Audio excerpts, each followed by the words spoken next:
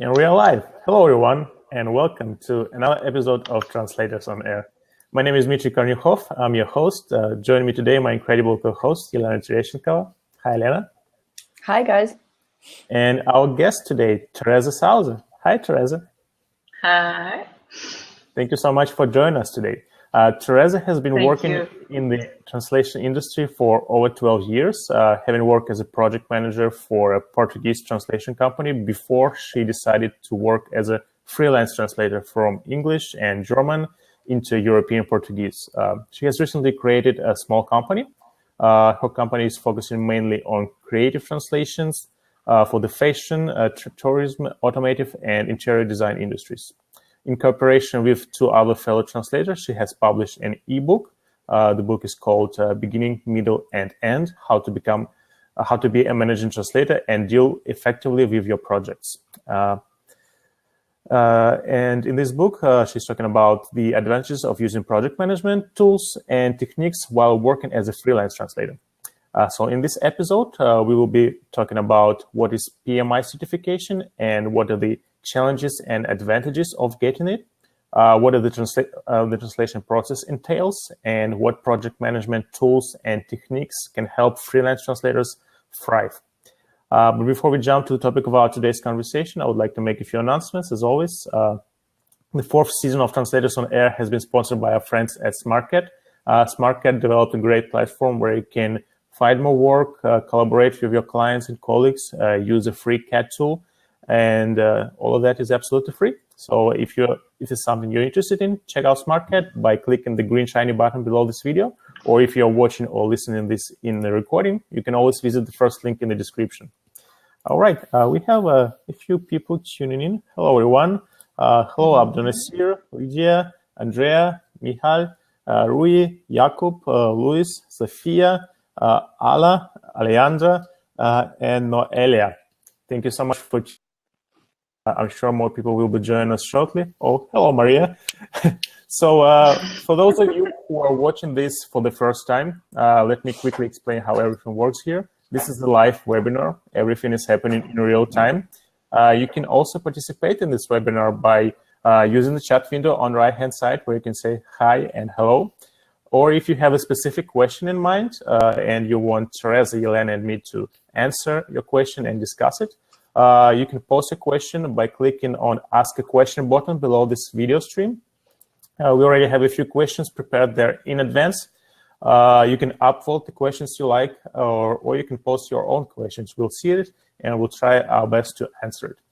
And of course, these webinars are best enjoyed with friends and colleagues. We still have a few spots left, so if you have a few seconds to spare, share the link.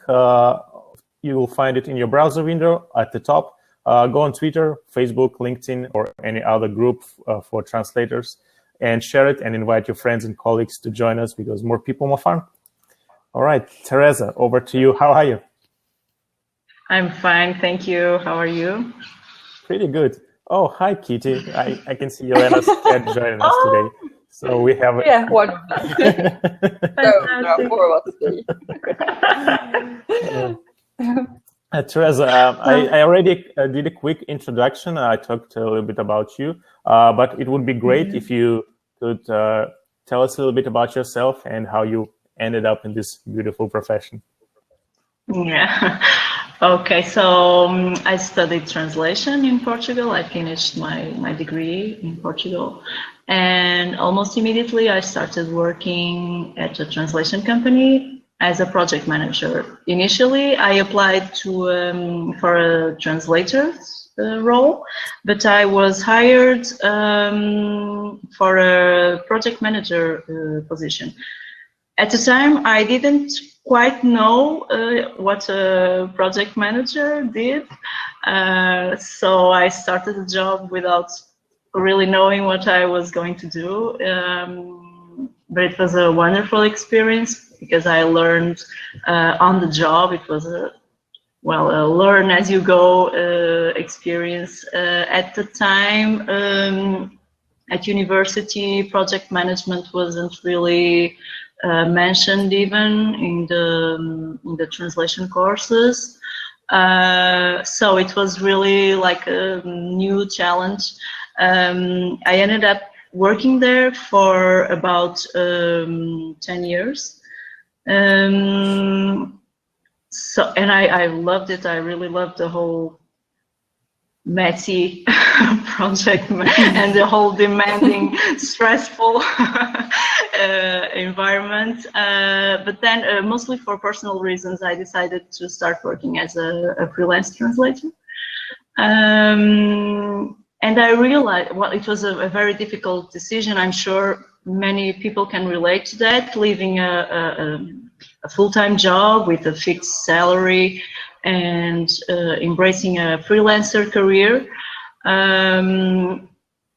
It was a huge decision, but I ended up getting a good start and getting some clients rather quickly. And I did quite good in the first year. I did kind of a review, and I thought I did quite good. And then I realized I did it because I had the project management, mostly because I had the project management background. At that time, I met Rui and Luisa, who are two Portuguese translators. We have Rui here, I think. Rui, say hi. I think he's here. Yeah. Hey, hi, Rui. Rui is joining us from wonderful Porto city in Portugal. So I met them, and we had similar paths. They both had worked as project managers, and then they started working as freelance translators, and we found some similarities in our challenges and in the way we handled the challenges that appeared, and we got to the conclusion that the project management background was important. So we decided to put our experiences together in an ebook that you mentioned. It has a big title, beginning, middle, and end. How to be a managing translator and deal effectively with your translation project. We call it beginning, middle, and end to be short. So we decided to put our experiences in the ebook, and we launched it last year at the first conference of our Portuguese Association for Translators, APTRA. We launched the ebook, and it was a huge success. Lots of colleagues were buying it and reading it and telling us what they thought about it. So we got Crow's Choice Award last year for the ebook also. So yeah, we really thought we like to have an approach, me, Rui, and Luisa, to share knowledge, and we noticed that some colleagues weren't doing some basic things that for us are pretty basic, and they weren't doing it, and we thought it would be useful for them. So yeah, that was how the ebook was created. Now I'm working as a freelance translator, but I have recently created a small company. I was watching the Nancy Matthew's presentation from last year, because she also spoke about project management, and I didn't want to repeat the same topics. And she said she was forced to create a company, so I think that's what happened to me also. Clients and the whole workload has forced me to create a small company. But I don't want to lose the personal touch, so it's mostly a freelance business with a different structure. But I keep using the project management techniques in my daily activities, and I see the benefits of it. So that's pretty much it. Can you get into a bit more detail on how your background in project management and having that experience of working as a project manager in a translation company for 10 years has helped you to thrive as a freelance translator? What are some of the benefits that you're feeling, that you're seeing? Well, the first thing I noticed was to create a client database, to get clients, send the applications to translation agencies. I started with translation agencies. Now I'm working with some direct clients, but mostly I started working with translation agencies. And the project management background taught me how I should create my CV, for example, to be appealing to project managers, because I know what I like to read in other people's CVs when I was choosing a translator for a project. So that was really helpful. The CV, also the tracking. While I was sending applications to translation agencies, the first step I took was to create a kind of a CRM, a customer relationship management, a file where I had all the clients I contacted, whether they responded or not, what kind of jobs they offered me, if I did a test, if I didn't do a test. So after a while, if they didn't respond, I would contact them again. I think this kind of organization was really important. Also looking for the right person to contact in the translation agency instead of just spamming, sending 200 CVs a day. I'm sure nobody else is doing that nowadays, but well, just doing a little bit of research and getting to the right person and in the right way. I think that was really important to get a more a higher rate of responses from translation agencies, especially at the time. So how can at the beginning it was.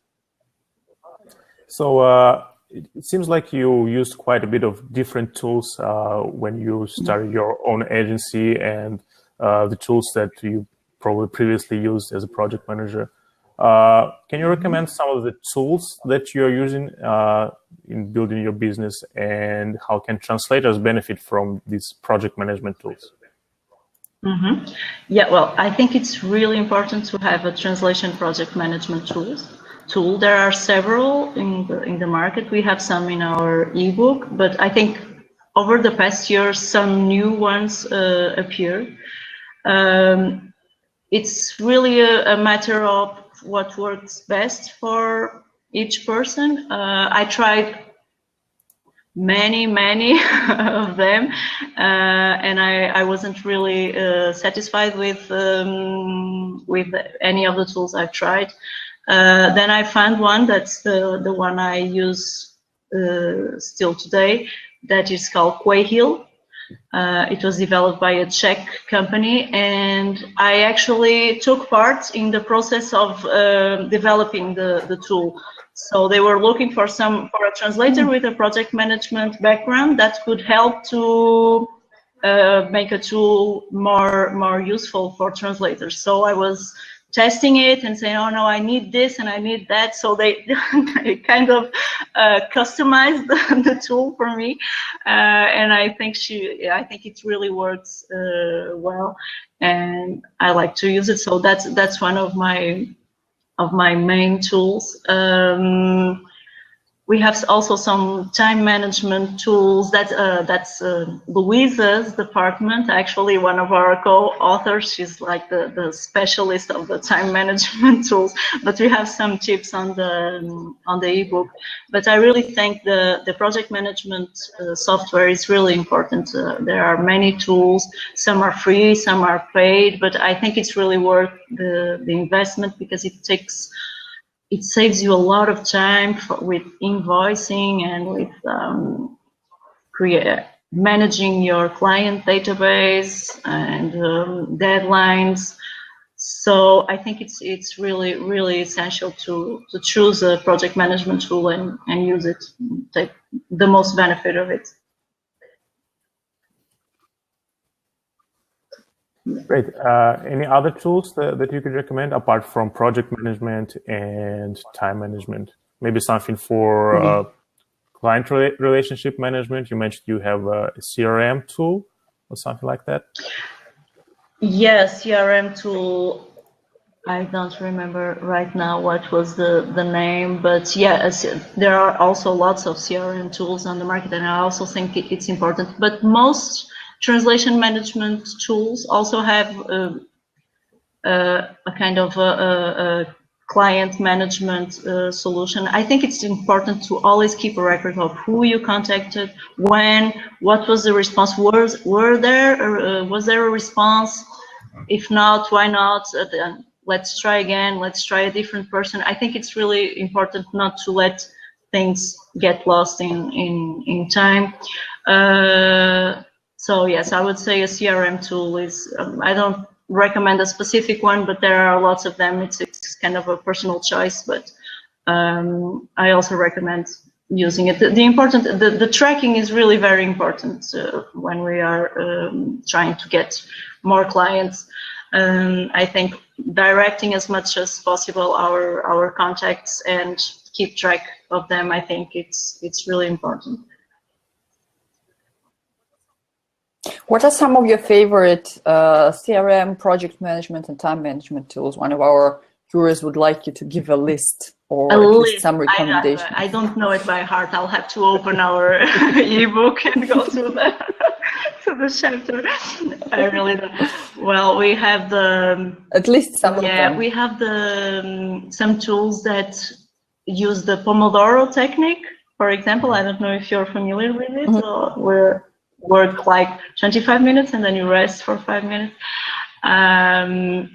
Then you have some free project management tools like Trello and the Google Calendar that can send you reminders and wherever. So there are lots of tools available. Most of them actually free and very easy to use. But yes, we have some on the ebook. I had to go to the to the chapter and let you know. So you mentioned the tool that's Quihil or Quill. I don't remember. Quihil. It's Quahil. Can you type it in the chat box? Type it, yes, of course. Yeah. Because I've heard something about this tool, but I never really actually used it or yeah, this is just one of them. There are so many, but well, this is the one I choose, and I don't. They don't pay me to advertise or anything like that. It's just I like it. I think it's useful. But there are lots of tools. Translation Office 3000 and whatever.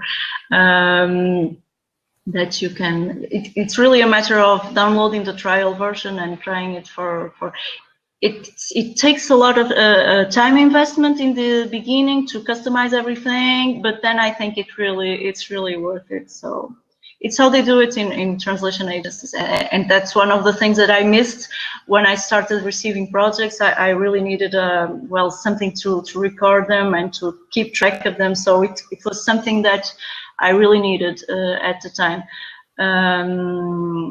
And so I was trying everything that I could find, and this is the one I chose to use. So. You mentioned that your experience in project management helped you to grab the attention of project managers when reaching out to agency clients. What are some of the tips that you could share with other translators on what they should write in the letter, how they should what their CV should present look like themselves? Okay, yeah, I think there's some kind of human resources rule or myth or whatever that human resources people don't spend more than 8 seconds in a CV, and I think it's really realistic, and in translation agencies it could work like this. Because if you have a project and you need to find a translator and you go through CVs or through the translators' profiles, you need it to be as accurate and as updated as possible. So what I think it's important is that the more important information is at the beginning, and the more important information are the language pairs, the working fields, your specialization fields, and translation tools.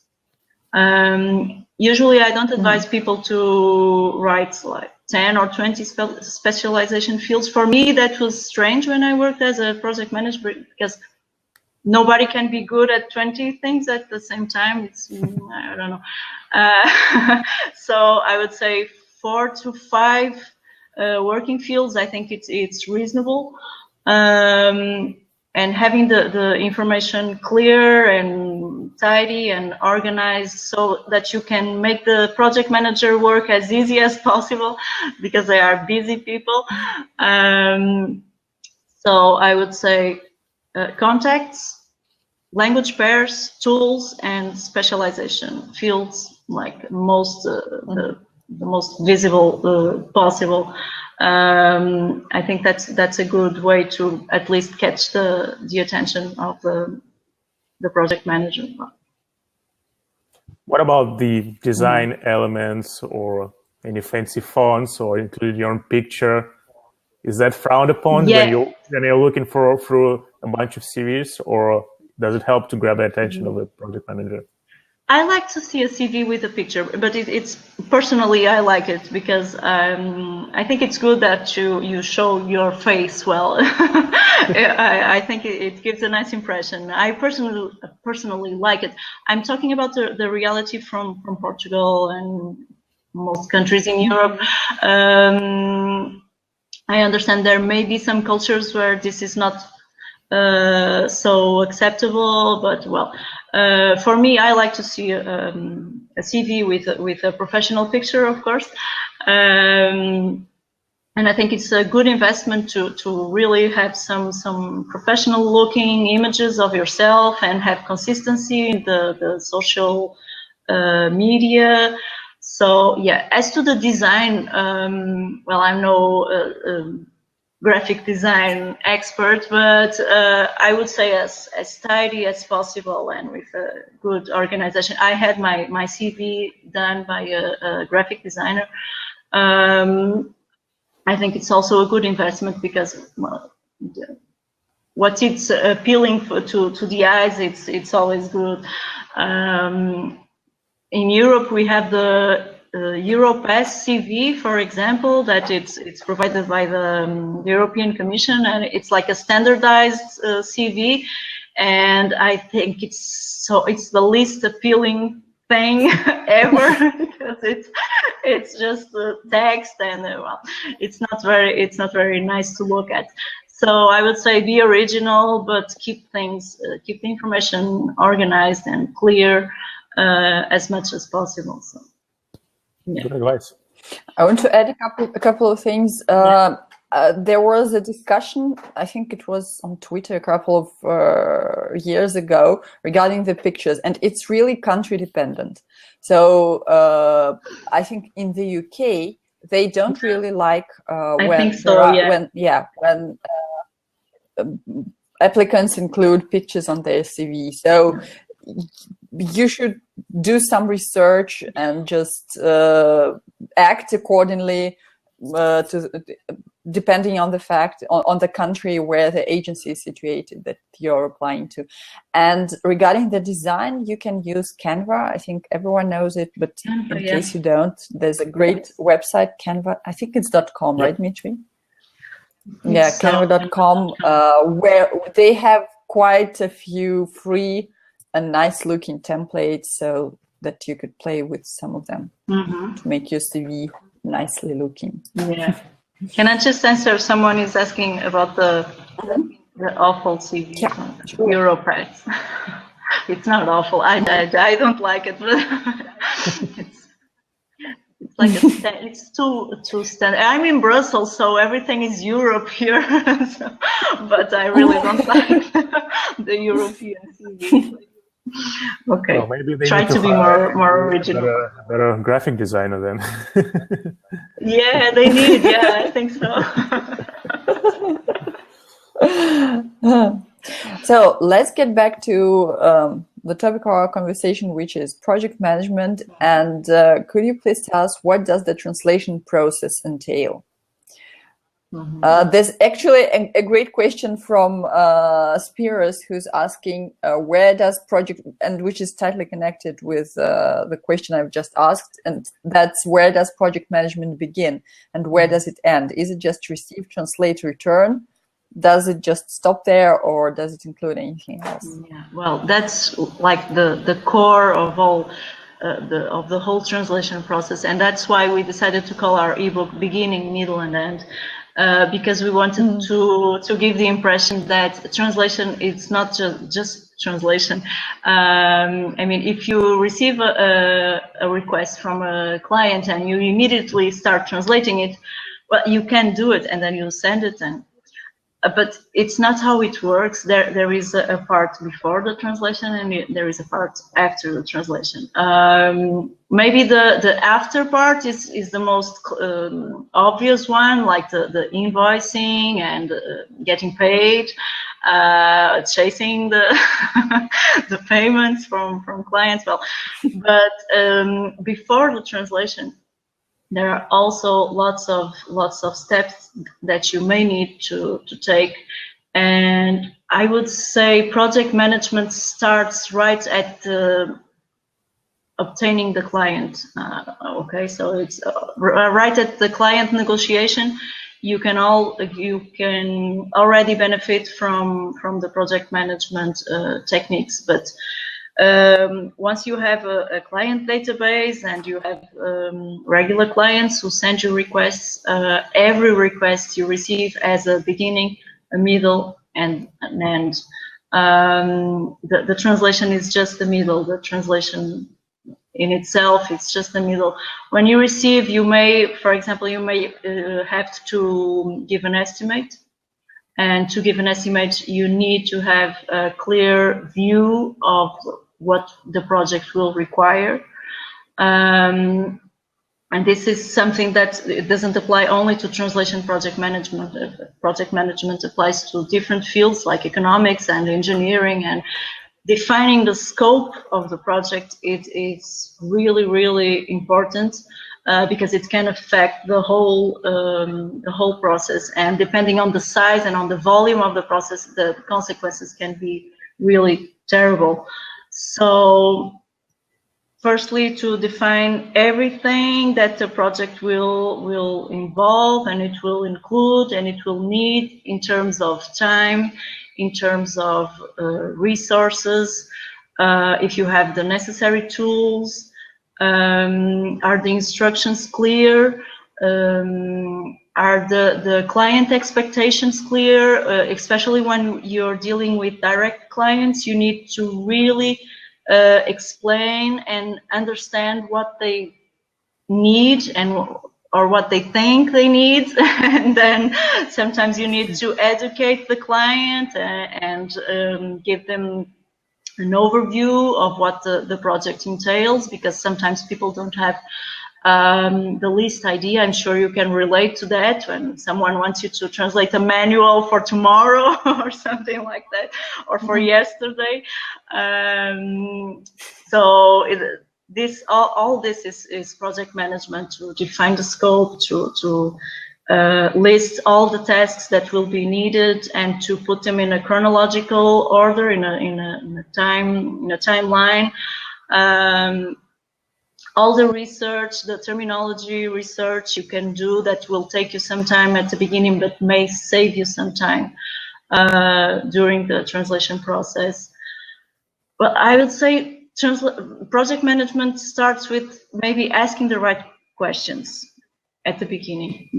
To sum up, I would say that it's really important, and it gives you a clear overview. Then in the translation process itself, if you have knowledge of the best tools to manage terminology, to do your research,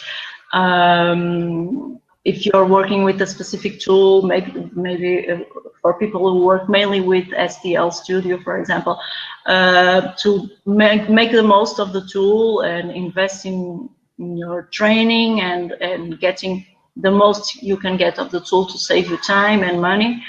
And then after you deliver the translation, that it doesn't end there. You have the accounting issues. Of course, you need to invoice and you need to get paid. You can also analyze the project and see what you can learn from it. This is really important, and people shouldn't do this only when a project goes wrong. Definitely every time a project goes wrong and there is some kind of complaint from the client, I would say you really need to analyze and see what went wrong, why it happened, and what you can do to prevent it from happening again in the future. So this is all part of the process. It happens after you deliver the translation, but it's all part of the translation process, and it's all project management. So, and it's really important to have some lessons learned from what went wrong and from what went really good, and so we'll keep doing it. So I think it's really important after the translation is finished to take a time to reflect and to think about how it went and how we can make it better or even better. I don't know if this is a good overview of the translation process. Spiros, let me know if I answered your question.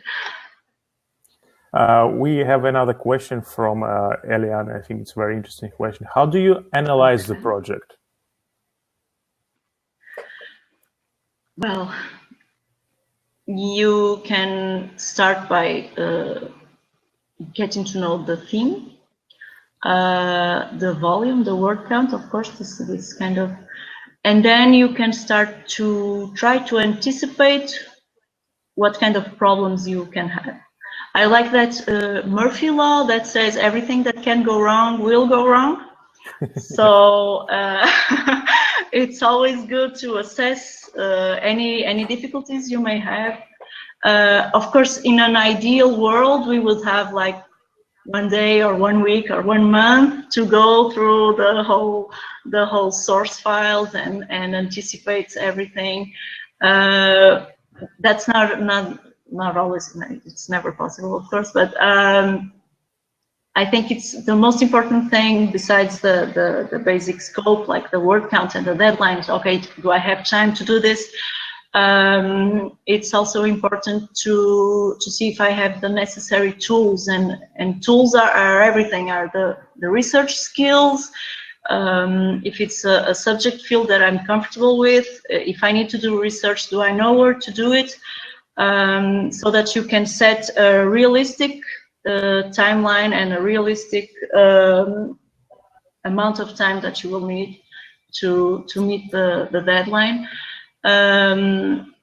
And also trying to anticipate the difficulties and the challenges that the project will represent, and asking the right questions. Once again, asking the questions as soon as possible, and trying to define as much as possible any questions or any issues you may have at the beginning. I think it's really important. Speaking about the questions you can ask your client, another question from Eliane. She's asking, do you ask every client for feedback for every project? I don't ask because the client would be tired of replying my emails. But I think it's very important to ask for feedback at least at the end of the year, for example. Well, not everybody at the end of the year, because the clients will not reply to everybody. But once a year, I think it's important, if you have regular clients, to ask for their feedback.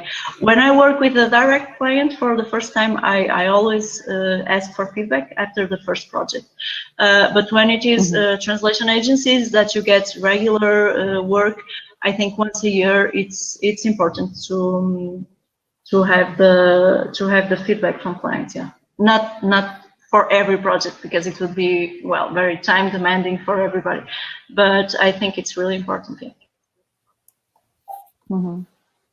Yeah, good idea. And kudos for not asking your clients at the end of the year, because lots of clients go on vacations and they receive a ton of emails, congratulations, happy Christmas, happy New Year, etc., etc. So your might be got lost in this avalanche of emails. We have another question from Alejandra Cruz. She asked, what would you recommend to manage revision proofreading, specifically with long projects?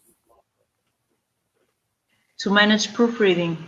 Yeah, and revision. Okay, yeah, there are lots of tools also for quality assurance.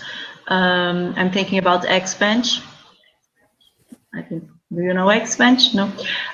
We have the Q&A distiller, Verifica. These are tools that are prepared to detect some errors in the translation, and I think it's an added value when you tell your clients that you have a quality verification process, even if you don't have your translation proofread by another person.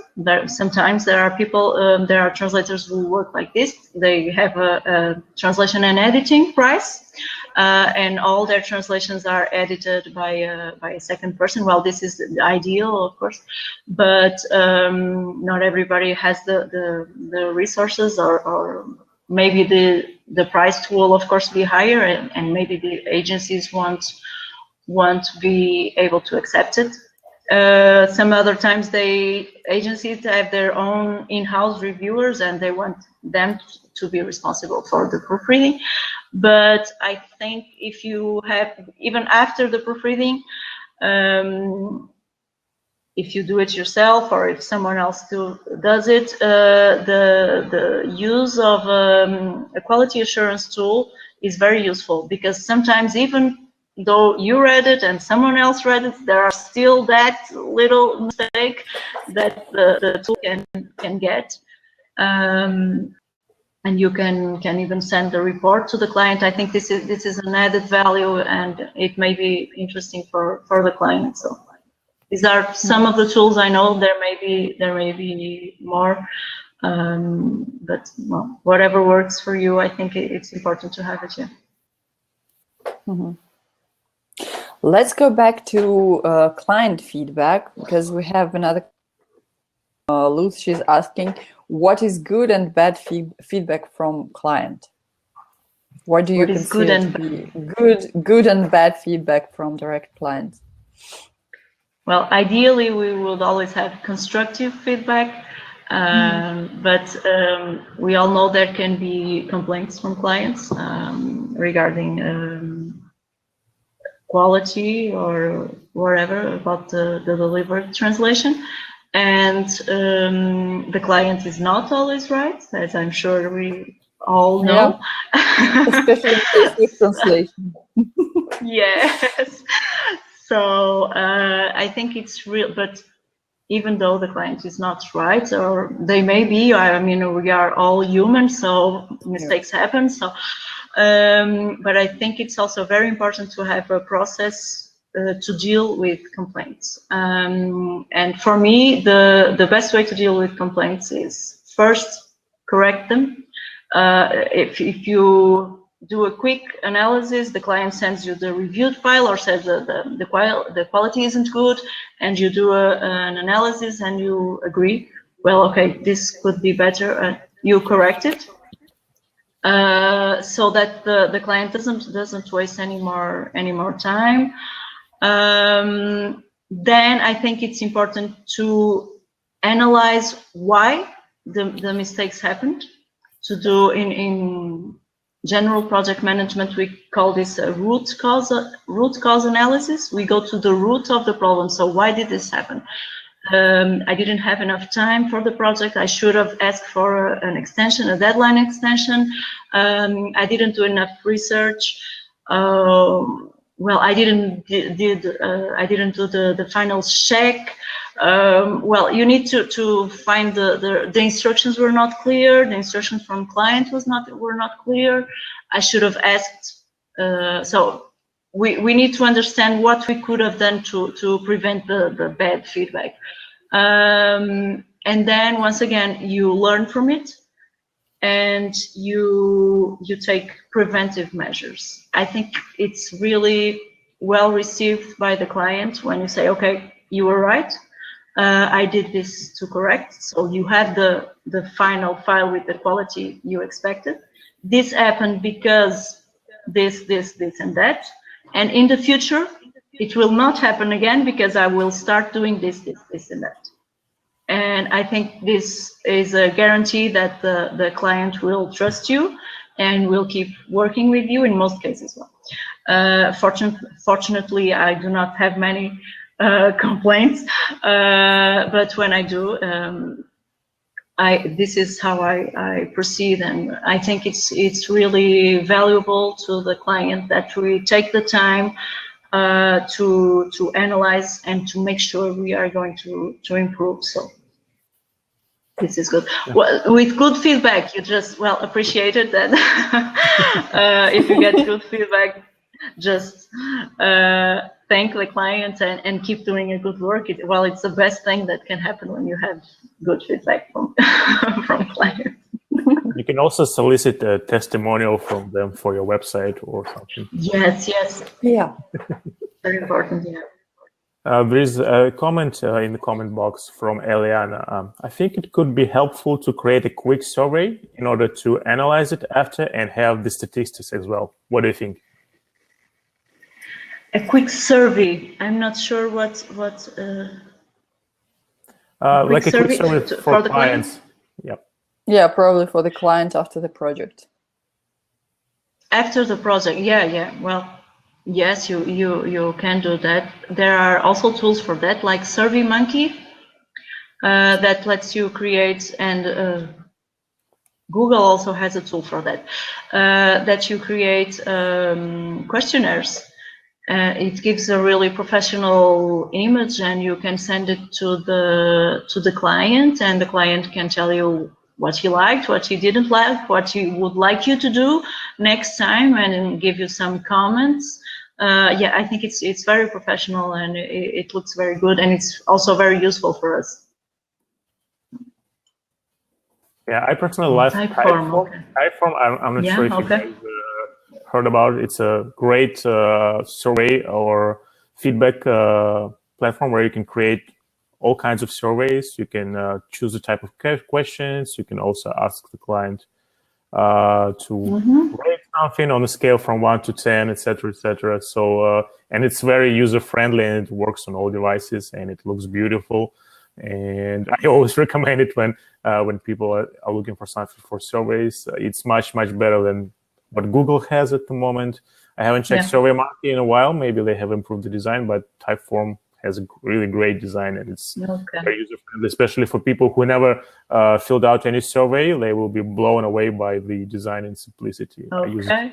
I use it on all of my websites, including my professional website and on the open mic as well. And we even use it for Translators on Air. Translators on Air, yeah. Different behind the scenes tasks, let's call it that way. Yeah. Wow, that's good to know. Is there a way to automate some parts of the project management process? If yes, what parts can be automated? Probably you have already automated some of the parts of the project management process. What tools do you use for that? Automate, yeah. With the translation management tools, you can automate the invoicing, for example. She saves you lots of time, because you have a database where you have all the conditions that you agreed with the client, the payment terms, the email where you should. I'm talking about my tool, but I'm pretty sure most of them have this. But for instance, with the tool I use, you have all the jobs you did for a client, and you have a client sheet with all the data and the person you should send the invoice to. So you just select all the jobs you did for a client, and you create an invoice in seconds, and then you send it by email. You can also create reminders if the invoice isn't paid in the due date. There's a reminder, so you don't have to rely on your memory. So that, I think it's the most useful thing to automate is the invoicing, because it's boring and it's time consuming. So if it could be done by miracle, I think it's wonderful. And most translation management tools will do it. So yeah, that's a good thing. Yeah. What about assigning projects to translators? Because I know that a lot of translators absolutely hate mass emails, and if an agency or project manager sends an email blast and whoever is the fastest wins the job, a lot of people, they tend to ignore those emails. What do you think about it? Should you be selective in this email blast, or should you just handpick the translators for projects each and every time? Well, I understand. I've been a project manager, and I understand that they are in a hurry, but I really value the personal touch. I ignore the emails that come to. I'm sorry, but I really do. Dear all, or dear resource, Dear linguist, dear translator. No, it doesn't really work for me. As I told you, I just started a company, and I do outsource work to other colleagues, but I also contact them directly. I address them by name, so they know I'm talking to them and I'm relying on them. And as long as I can, I will try to keep this personal touch. For me, it's really important. But I do understand that agencies can't, they can't send 200 emails and whatever. But I really think the personal touch is still important. For me, it is important. As an outsourcer and as a translator who receives requests, I think it's important, and I wish to keep it. But you'll have to see. Yeah. So you talked about the qualities that you need to have as a project manager and how they help you be a better translator. And I was wondering, what are some of the qualities translators should have that will help them organize their work more efficiently and get more direct clients? Because direct clients and agencies, they have kind of different requirements and different expectations from you. So what are the main qualities that will help you get more direct clients and impress them?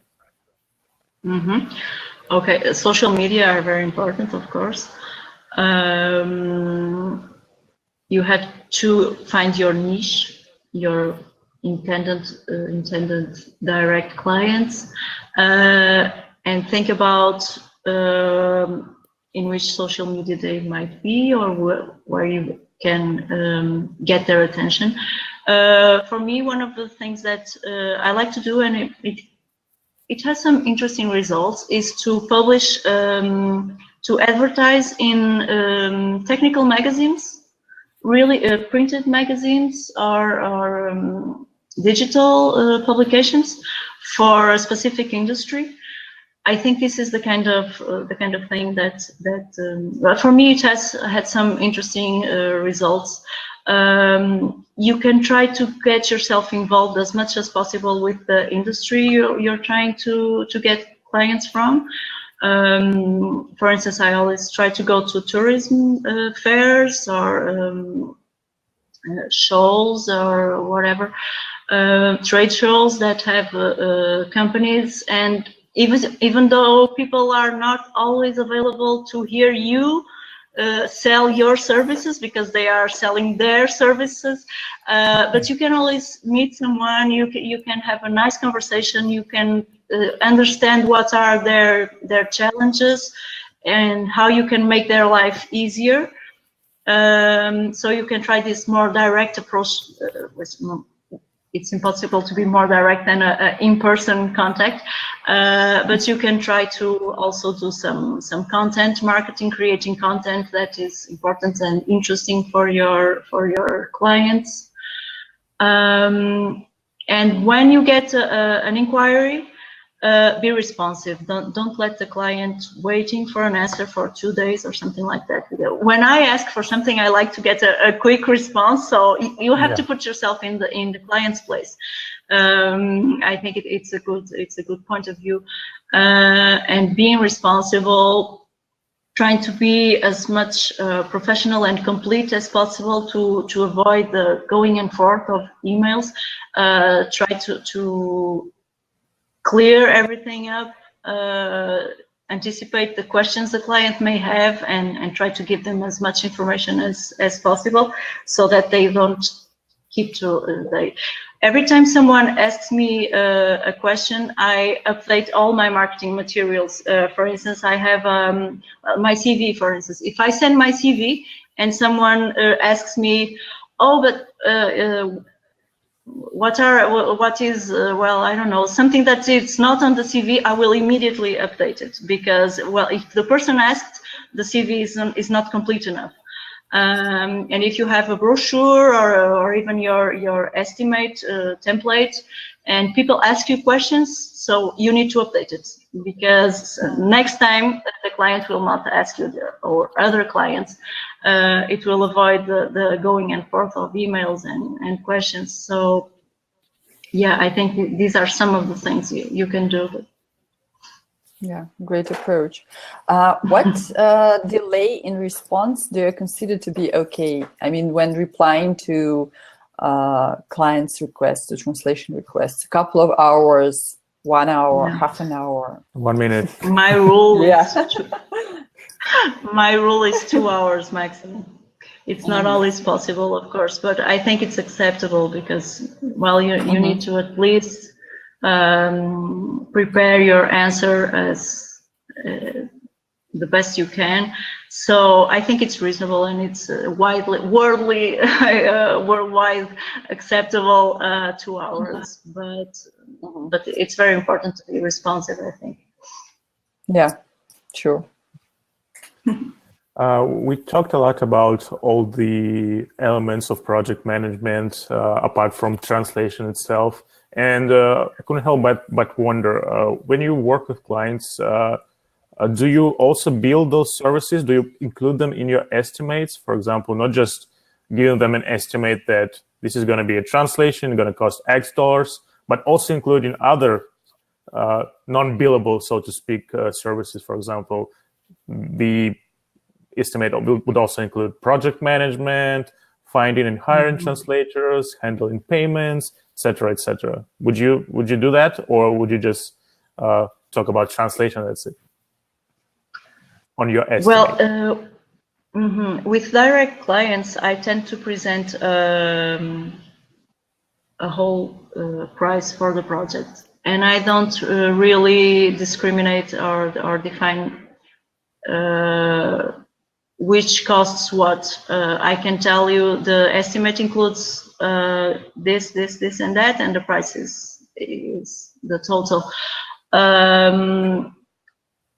Because sometimes it can create more, I don't know, it can be unclear for the client, and it can create some misunderstanding or something like that. If a client is not used to asking for translation services, I think all he wants to know is, okay, you will get me what I need, and it will cost this. But on the other hand, I think it's important to tell what the estimate includes, so that you can manage the expectations from the client. You can add billable services, yes, but for the non-billable, I think it's just better not even refer them. This is my personal approach. It's a good question, actually. I have to think a little bit about it. But yeah. Yeah, the reason I asked, because this is just a question that recently popped up on the open mic forum, and I was wondering if you can share some experiences. I think when you approach direct clients, you also have to educate them, because if you just say that this is going to be translation, it's X amount of words and it's X amount of dollars, you're not really explaining them that apart from translating words into dollars, you're also doing this whole bunch of other things like replying to their emails, preparing files for translation, finding translators if this is a multilingual project, managing those translators, managing queries from those translators. So there's a whole bunch of other invisible services for direct clients that I think should be visible for them, because this will increase our value, I think. Yeah. Well, it's true, yes, actually. But you can define your price per word, your rate per word, including all that. So, and then you can calculate for the whole project. But yeah, definitely, it's an important approach. Yeah, definitely. Perhaps the best approach would be having some sort of a PDF brochure that explains your process. So whenever you start a new project, you can just refer your client to the brochure, and they could explore it on their own time and on their own terms, and they could learn something. It's a way. I try to do it with my website, for instance. I have a blog part, and every time I write an article for my blog, I try to think what a client might want to know. So I think my website is where all clients end up, because they may find me in social media, or I might be recommended for someone or whatever, but I don't think anyone ever contacts me without going to my website first. So even though, of course, this is a cliche, but I don't have the time to write as much articles as I would like to, and reply to every possible question. But I think it's a good way of giving a first good overview of how you work and what the whole process will go. So that's one of the ways, but brochures are also very, very good if you don't want to have your process available for everyone to see. For example, you can have it in a brochure or in your terms and conditions, for example, when you present an estimate. But yeah, there are lots of ways you can think about it. In the beginning of our webinar, I mentioned something called PMI when I introduced you, and I think it stands for Project Management Institute. Could you tell us a little bit about this certification? What are the main advantages of this certification, and what are some of the biggest challenges translators can face while acquiring this? Well, I wouldn't advise all translators to get this. For me, it was important because I had the project management background, and I heard about this certification. The Project Management Institute is a great institution. It's based in the US, but it's worldwide recognized. And I figured if I had the experience, I might as well have something certifying it. So I decided to do the training and do the exam and getting the certification. It's very demanding. It's very, very demanding. It's a bit expensive also, but the highest demand is actually the time that you need to dedicate to it, because you need to have a training. So I decided to do it, and it was important for me. In the training, first of all, I was the only woman. And then I was, of course, the only person from the translation industry. There were lots of engineers and architects and people that are more connected to management positions. And everybody was very surprised, like, what are you doing here? And what does project management has to do with translation?